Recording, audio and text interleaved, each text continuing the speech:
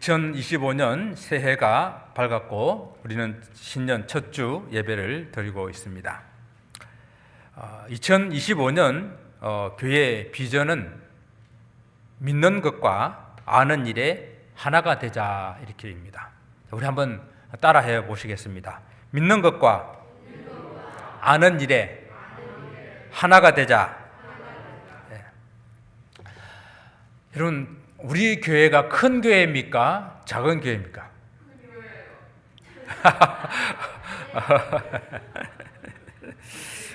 제가 예상치 않는 답이 나와가지고 상당히 당황스러운데요. 이런 질문 속에는 교인들의 숫자나 혹은 건물 등 어떤 외형적인 것에 대한 질문일 수 있습니다. 그래서 큰 교회 성도라고 하게 되면 보통 숫자가 얼마나 됩니까? 한국에서는 한 500명 이상 좀 큰 교회라 그럽니까?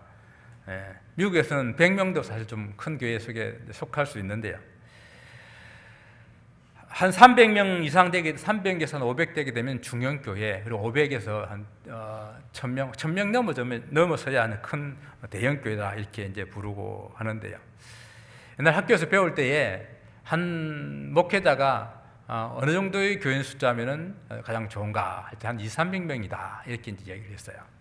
왜 200~300명, 200명 정도가 적당하냐 하니까 200명 정도가 한 목사가 케어할 수 있는 정도의 숫자다라고 하는 거예요. 200명 정도의 숫자를 케어할 수 있다. 글쎄요, 200명이 아니라 20명도 제대로 하려면은 케어하기가 어렵어요. 아니, 한 명도 정말 제대로 케어하려고 하면은 그게 결코 쉬운 일이 아니라고 생각합니다. 한 사람 한 사람 하나님 앞에서 그 이름들을 불러가며 하나님 도와주시기를 간구하며 매달릴 때에 가능한 것이지, 사람의 힘으로는 사람들을 케어한다는 것이 결코 쉽지 않다라는 그런 생각을 합니다.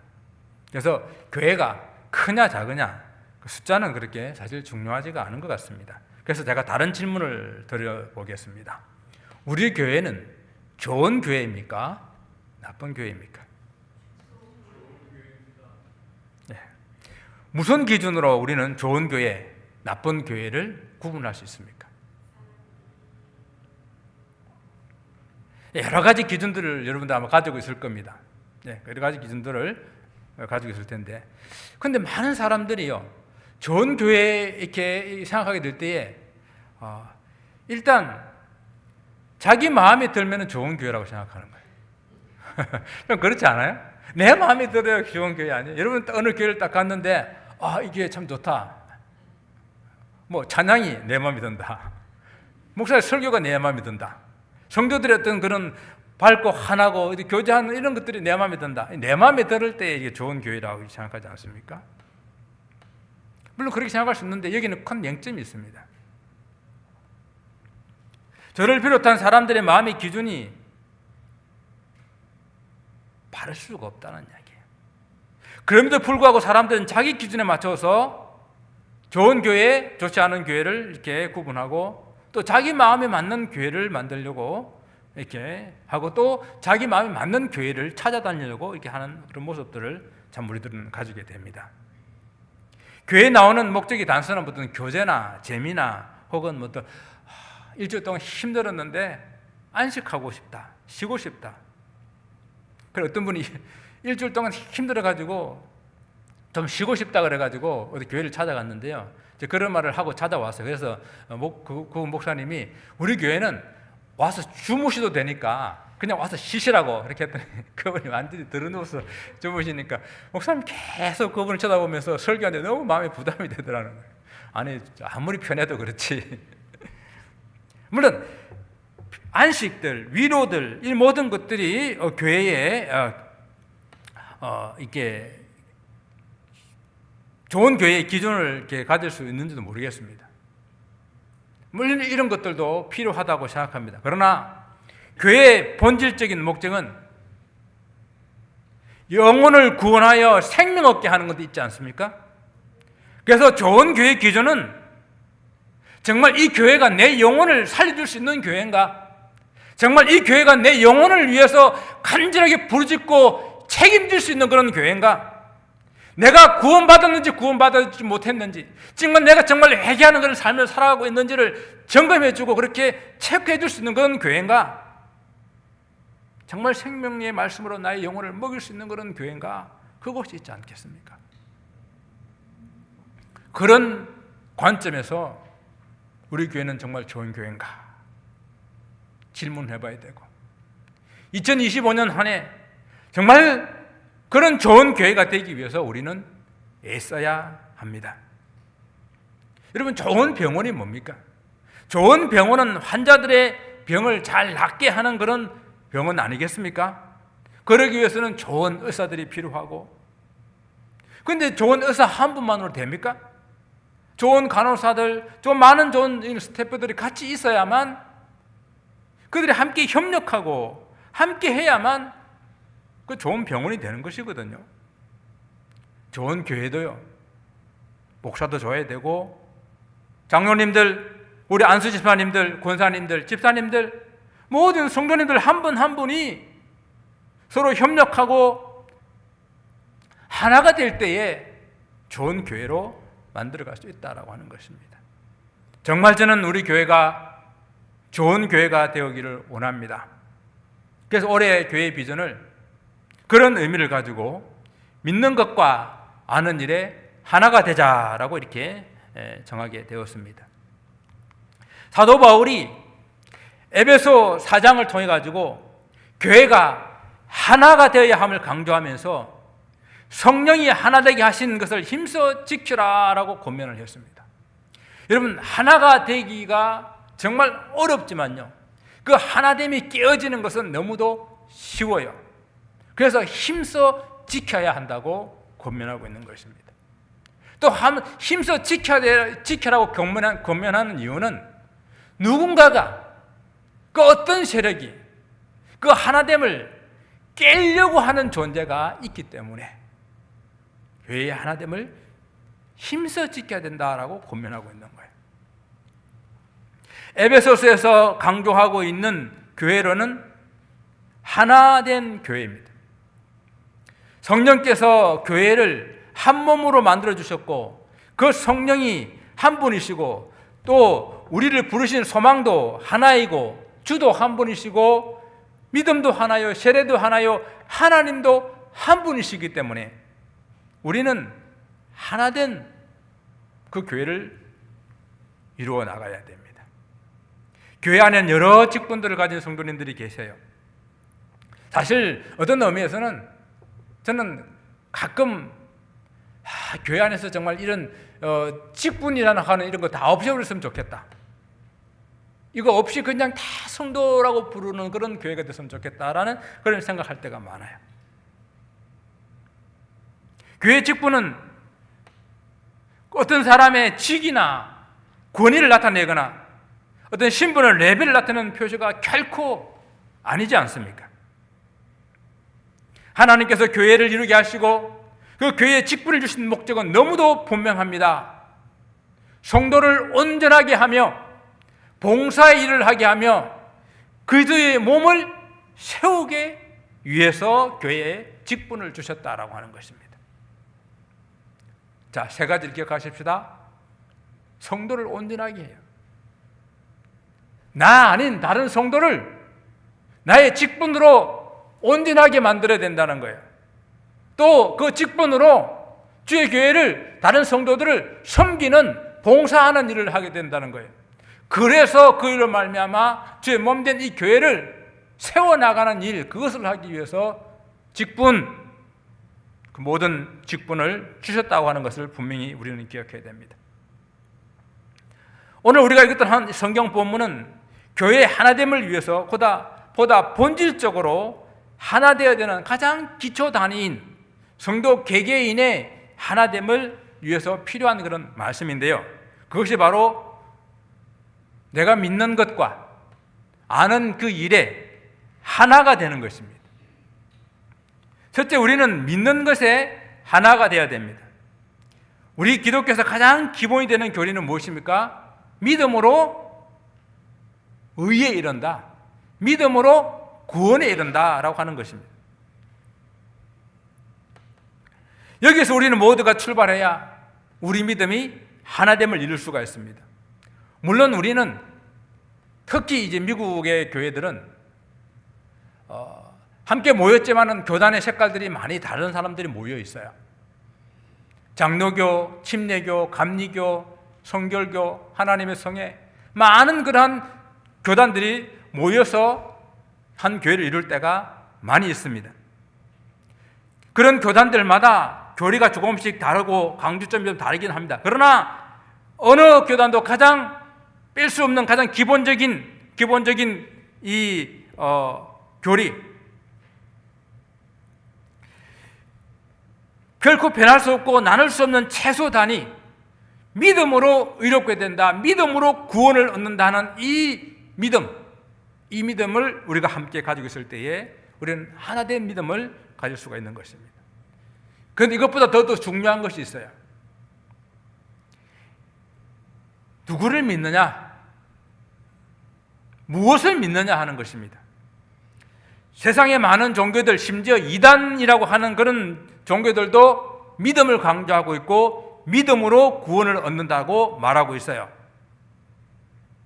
그러나 성경에서 말하는 믿음은, 오늘 우리 본문에서 말하고 있는 그 믿음은 무슨 믿음입니까?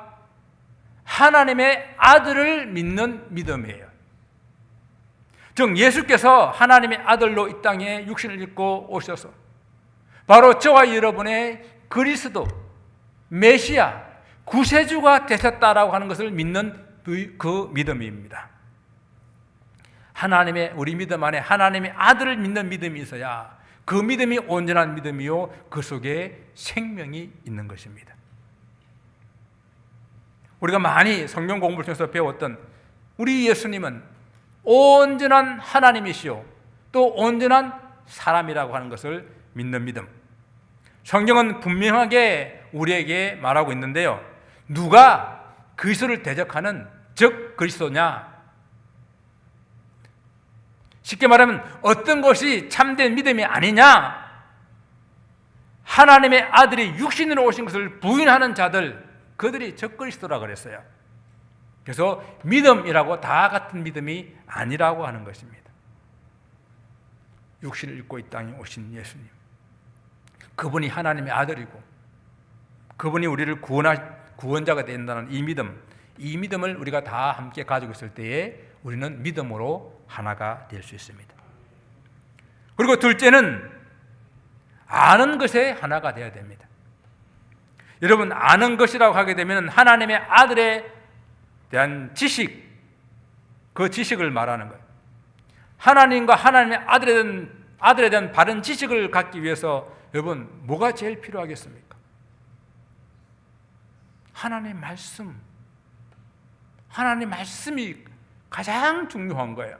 왜? 하나님께서는 당신과 당신의 아들 예수 그리스도에 대해서 계시해 주시게 될 때에 바로 이 말씀으로 계시해 주셨거든요. 성경 말씀 안에 하나님이 어떤 분이신지, 그리고 예수님이 어떤 분이신지를 계시해 주셨기 때문에 하나님과 예수님을 알기 위해서는 이 성경 말씀을 읽어야 되는 겁니다. 그리고 성경 말씀을 공부해야 돼요. 그래서 성경을 통해서 올해 성경 일독을 하자고 제가 조금 전에도 말씀을 드렸는데, 하다가 중간에 여러 가지 이유로 중단하신 분들, 올해는 꼭 한번 실천해 보시기를 바랍니다. 1년 일독해서 정말 하나님께서 나에게 주신 그 말씀 속에 하나님 어떤 분이신지, 예수님 어떤 분이신지를 또 깊이 알아갈 수 있기를 바랍니다. 우리가 성경 공부를 참 많이 했어요. 지난 11년 동안 성경 공부를 많이 했습니다. 하이델베르그 요리 문답, 성경 파노라마, 성경 66권, 구약 성경 개요, 그리고 각종 이단에 관한 연구들, 이런 것들을 많이 공부를 했습니다. 그리고 지금 또 금요 성경 공부에는 셰퍼드 라이프를 통해 가지고 우리는 성경 공부를 하고 있습니다. 여러분, 교회에서 성경 공부를 하는 이 모든 일들에 적극적으로 참여하시기를 바랍니다. 우리가 물론 다 지나간 것들 기억하지 못할 수 있어요. 그런데 콩나물 시루에 물을 주면 물이 다 밑으로 빠져도 콩나물이 자라잖아요. 그것처럼 저는 여러분들이 많은 그런 성경의 공부들을 통해 가지고 하나님에 대해서, 예수님에 대해서 아는 지식들이 많이 자랐을 거라고 생각합니다. 앞으로도 계속되는 성경 공부에 꾸준히 참석할 수 있기를 바랍니다. 그런데 우리가 하나님과 그의 아들 예수 그리스도를 아는 지식을 가진다고 할 때에 단순히 이 성경을 아는 것, 지식적으로 가지는 것, 이것만을 의미하지는 않습니다. 지식으로는 성경학자들이 우리보다 훨씬 더 많이 알고 있죠. 정말 어떤 지식을 알고 싶으면 요즘에는 인터넷이 너무도 발달돼 가지고 지식 정보에 여러분 궁금한 거 치게 되게 되면 다 나옵니다. 그래서 누가 그러잖아요. 마누라 바꾸는 거 빼고는 다 유튜브에 나온다고. 마누라 바꾸는 걸 배우지 말고 그 모든 것들은 다 유튜브에 나온다고. 그 정도로 오늘날 모든 정보들이 다 그 속에 들어있습니다.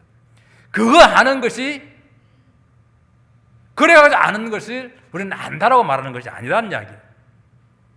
성경을 많이 읽었다고, 많이 배웠다고 안다는 것이 아니라 우리가 성경을 안다, 주님을 안다, 하나님을 안다라고 하는 것은요, 주님에 대한, 하나님에 대한 정보를 아는 것뿐만 아니라 우리 주님과 우리 하나님과의 인격적인 만남과 경험을 통해서 아는 것, 그것을 안다라고 말하는 것입니다.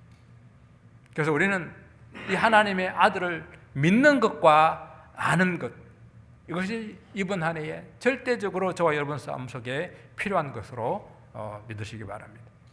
하나님의 아들을 믿는 것과 아는 일이 하나가 되어야 한다는 말은 그것을 믿는 일과 아는 일이 서로 잘 균형을 맞추어서, 잘 밸런스를 맞추어서 이렇게 해야 된다는 그런 의미예요.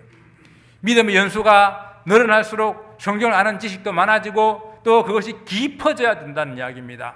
성경에 대한 지식이 많아지고 또한 깊어질수록 그 속에서 말씀하고 있는 그 말씀대로 내가 살아나갈 수 있는 힘, 살아나가는 그 실천, 그것이 뒤따라야 한다는 이야기예요.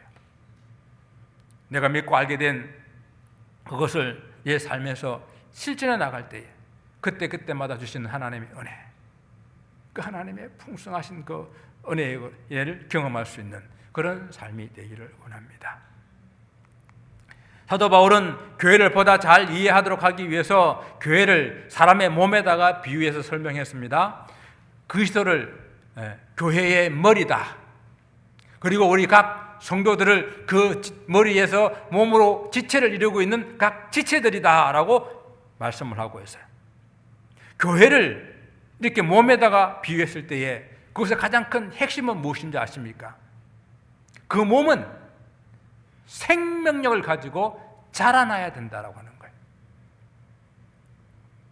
그리스도를 믿는 것과 아는 일이 하나가 되었을 때에, 정말 잘 균형을 맞췄을 때에 그 몸은 자라나게 되어 있다라는 의미입니다.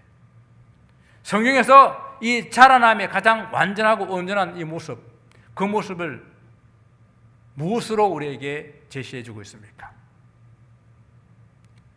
오늘 본문에서는 예수 그리스도의 장성한 분량이라고 그랬습니다. 말은 우리도 그리스도처럼 온전하게 자라나야 된다는 이야기입니다. 물론 그렇다고 우리가 다 예수님처럼 될 수는 없어요. 그러나 끊임없이 그리스도를 닮기 위해서, 그리스도께서 우리에게 주신 그 말씀을 실천하기 위해서 애쓰고 노력해야 된다는 말입니다.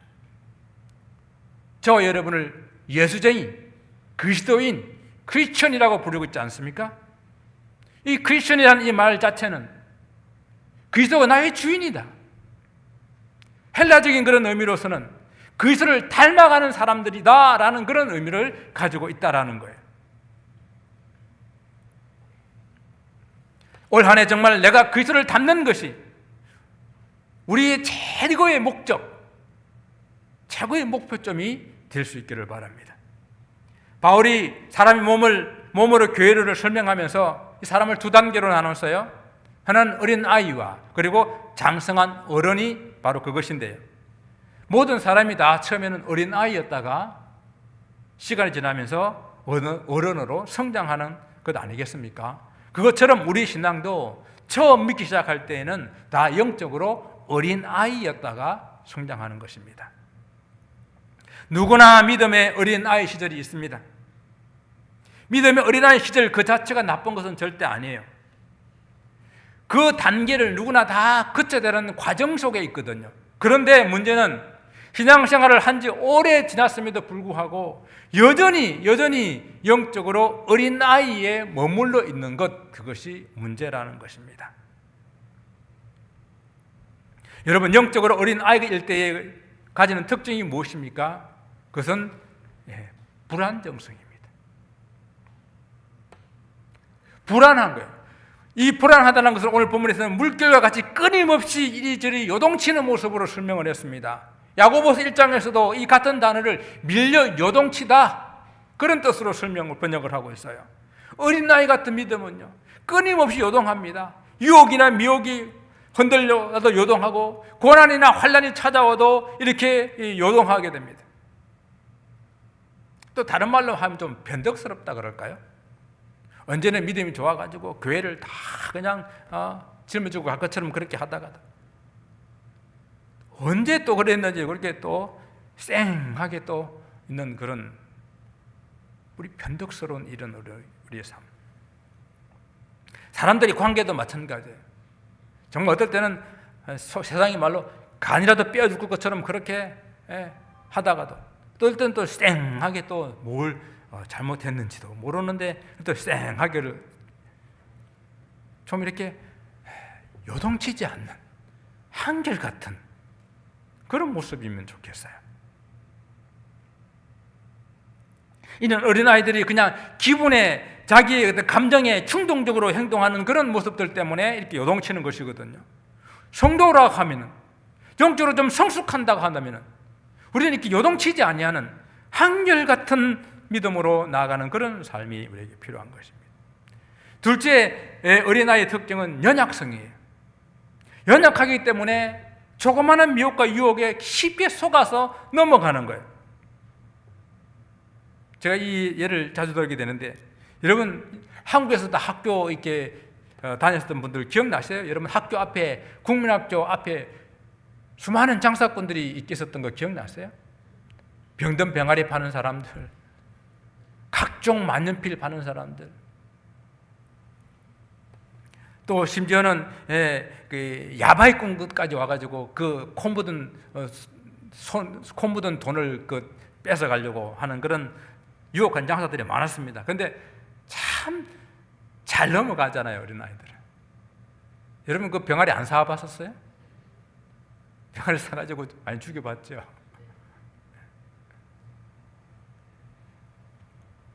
이는 아이들은 연약하기 때문에 그들이 유혹하는 장사들이 많이 있고 쉽게 넘어가는 것입니다. 이와 같이 우리의 신앙도 영적으로 어린 아이, 이 연약함 때문에 너무도 쉽게 우리는 사단의 장사치에다가 속아 넘어가는 것입니다. 오늘 그래서 본문 14절에서는 우리가 이제부터 어린 아이가 되지 아니하여 사람의 속임수와 간사한 유혹에 빠져 온갖 교훈의 풍조에 밀려 요동하지 않게 하려 합니다. 믿는 것과 아는 일에 하나가 되게 하신 분명한 목적이 뭐가 있느냐? 이렇게 해서 우리가 장성한 분량까지 자라게 하는 그 일에 대한 목적이 어디에 있느냐? 어린아이 같지 아니하여서 좀 우리가 속임수와 간사한 유혹에 밀려 요동치는 그런 사람이 되지 않게 하게 하기 위해서 우리를 자라게 하게 하신 주님의 뜻이 있다는 것입니다. 우리가 어릴 때는 잘 몰랐고 또 힘들었고 이해가 안 되는 것들이 좀 이렇게 나이가 성장하고 보게 되게 되면은 알게 되고 또 쉽게 할 수 있게 되고 또 이해할 수 있는 것들이 많이 있는 것처럼요. 영적으로도 어린아이일 때는, 영적으로 어린아이일 때는 도무지 이해 안 되고 용납 안 되는 부분들이 많이 있어요. 그런데 좀 그것이 영적으로 이렇게 성장하게 되게 되면은 그렇구나. 그래서 그렇구나. 이해되고 용납되고 믿어지는 것들이 있지 않습니까?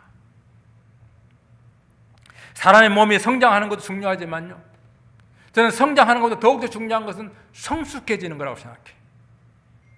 사람 몸은 커져가는데 그 사람이 성숙되지 아니하면은 어른 아이가 되잖아요. 어른 아이.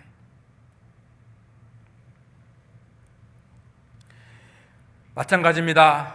우리 교회도 성장하는 것 누구나 바랄 것입니다. 그러나 성장하는 것보다 더욱더 중요한 것은요, 우리 교회가 성숙해지는 겁니다. 그럼 우리는 질문해 봐야 돼요.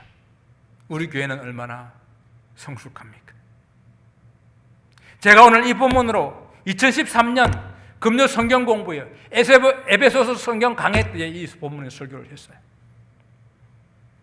왜냐하면 교회를 개척하고 처음부터 성숙한 교회, 건강한 교회를 세우는 것이 꿈이고 목적이었기 때문에 개척 시작하자마자 에베소서를 가지고 우리는 공부를 했었습니다.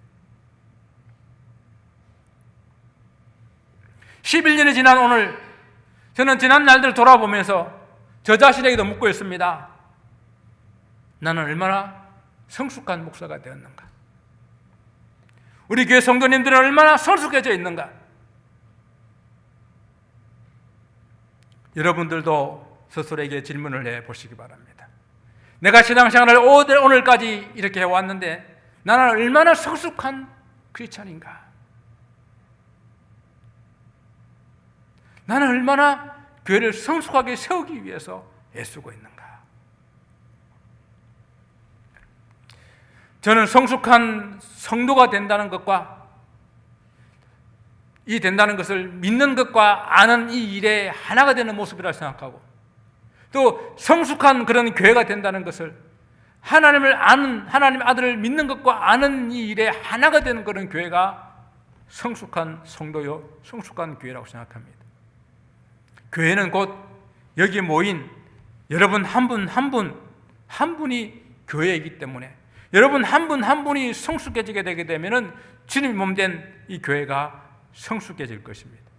그러면 2025년 한 해 우리가 하나님을 아들을 믿는 것과 아는 일에 정말 하나가 되기를 힘쓸 수 있기를 원합니다. 지난 11년 동안 잘 되지 않았고 성숙하지 못했다고 하는 것을 자책하거나 절망하자고 이 말씀을 드리는 것이 아닙니다. 그러나 분명히 각자 개인의 차이는 있겠지만은 분명히 여러분들은 그때보다는 성숙하고 성장했습니다. 왜 그렇습니까? 내 속에 이 일을 시작하신 이가 계시기 때문입니다. 그분은 결코 포기하지 않으시고 우리를 그리스도 안에서 성숙시켜 나가시는 분이시기 때문에 그렇습니다. 오늘 보면 16절 말씀을 같이 한번 읽어보기를 원합니다. 그에게서 온몸이 각 마디를 통하여 도움을 받음으로 연결되고 결합되어 각 지체의 분량대로 역사하여 그 몸을 자라게 하며 사랑 안에서 스스로 세우느니라. 교회의 주인은 우리 주님이시고 주님께서 몸된 지체들을 자라게 하실 것이라는 분명한 약속의 말씀입니다. 우리의 영적인 몸이, 우리 영적인 이 몸인 이 지체들이 자라기 위해서 중요한 원리가 있다는 것을 우리에게 말씀해 주고 있어요. 바로 그것은 뭔가 하면은 우리가 그리스도 안에서 연결되어 있어야 된다는 이야기입니다. 연결되어 있어야 온몸이 각 마디를 통하여 도움을 받을 수가 있습니다. 나무가 열매를 맺기 위해서 그 나무 가지가 줄기에 붙어 있어야 열매를 맺는 것처럼 우리가 그리스도에게 연결되어 있어야, 붙어 있어야 된다는 이야기입니다. 우리가 그리스도에게 붙어 있고 그와 결합되어 있어야 그리스도로부터 영적인 도움, 생명력을 공급받을 수가 있다라고 하는 것이에요. 그리스도에게 붙어 있다고 하는 것을 여러 가지로 비유할 수 있겠지만은 오늘 우리는 본문 말씀을 통해 가지고 또 제가 오늘 2025년에 이 주제와 함께 말씀드리고 싶은 것은 몸된 교회에 붙어 있는 것이라고 저는 생각합니다. 주님께서 이 땅에 주님의 몸된 교회를 세우시고 성령을 통해서 교회에 당신의 뜻을 주시고 또 그 뜻을 이루어갈 수 있도록 하셨기 때문에 머리 대신 그리스도와 교회 지체인 성도들을 연결하고 결합해주고, 그래서 그 교회를 통해서 우리는 성장 성숙해 나갈 수 있도록 해주신다는 이야기입니다. 우리가 몸이 있는데 이 몸의 각 무리로부터 마디마디가 연결되고 연결되는 연결되는 역할을 해서 우리 몸이 온전하게 되잖아요. 그와 마찬가지로 우리 교회가 예수 그리스도를 머리로 하고 여러분 각각 성도들이 연결되어 있는데 그 연결 주신 마디가 저는 성령이라고 생각해요. 우리 성령께서 저와 여러분을 연결시키시고 여러분과 여러분을 연결시키시고 이 땅에 있는 모든 교회와 교회들을 연결시켜서 하나님 나라를 세워나가게 하고 있습니다. 그렇기 때문에 교회에 붙어 있어야 되는 거예요. 저는 이것이 참된 하나됨의 의미라고 생각합니다. 믿는 것과 아는 일이 하나가 된다고 하는 것은 이렇게 신앙생활의 균형을 말하는 것이요, 삶의 실체를 말하는 것이요, 그렇게 되기 위해서는 주님이 몸된 교회에 딱 붙어 있어야 된다는 이야기입니다. 그러나 오해는 하지 마시기 바랍니다. 남가주 예수 사랑하는 교회에 붙어 있어야 된다는 것이 아니고, 또한 그냥 교회에 발만 올려놓으면 된다는 이야기도 아닙니다. 교회가 어느 교회든지 간에 하나님께 허락하신 그 몸된 자기 교회에 잘 붙어 있어야 되고, 또 그냥 다니는 것이 아니라 열심을 가지고 교회의 모든 일에 적극적으로 참여하고 교회를 통해 주시는 그런 하나님의 뜻을 함께 세워나가기 위해서 함께 애쓰고 힘써 나가는 그런 참여를 말하는 것이에요. 내가 주님 몸된 교회에 속한다고 하는 것의 의미가 무엇인지 한번 깊이 묵상을 해보시기 바랍니다. 정말 여러분들은 몸된 교회에 딱 붙어 있고 여러분 몸된 교회에 속해 있습니까?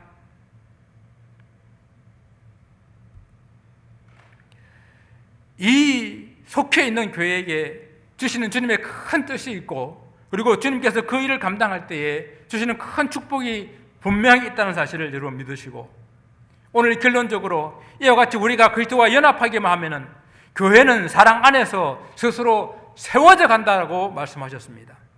교회를 가장 사랑하시는 분이 우리 주님이시기 때문에 교회의 주인 되시는 주님, 그 주님의 사랑 안에 우리가 있게 된다고 한다면은 주님은 그 교회를 주님 스스로 주님 몸된 교회를 세워가시는 분이십니다. 문제는 우리가 정말 교회의 머리 되신 예수 그리스도와 하나로 붙어 있는가, 그분에게 딱 달라붙어 있는가 하는 것이에요. 여러분, 언제까지 어린 아이로 있겠습니까?